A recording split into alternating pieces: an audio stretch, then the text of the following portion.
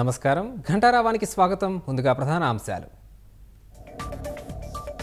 హస్తిన పర్యటనలో ముఖ్యమంత్రి చంద్రబాబు కాసేపట్లో కేంద్ర ఆర్థిక మంత్రి నిర్మలా సీతారామన్తో భేటీ.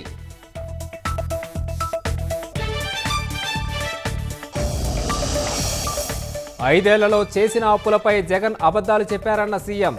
తన దగ్గరకు వస్తే నిజాలు చెప్పి గుంజీలు తీయిస్తానని ధ్వజం.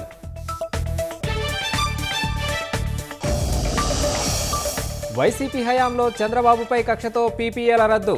పెట్టుబడిదారుల్ని మారణాయుధాలతో బెదిరించారన్న గొట్టిపాటి.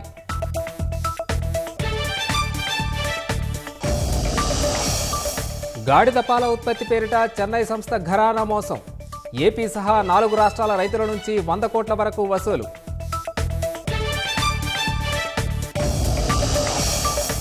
బిలియనీర్ల చేతిలో ప్రధాని కీలుబొమ్మగా మారారన్న రాహుల్. కులగణన దేశ ముఖ చిత్రాన్ని మారుస్తుందని పునరుద్ఘాటన.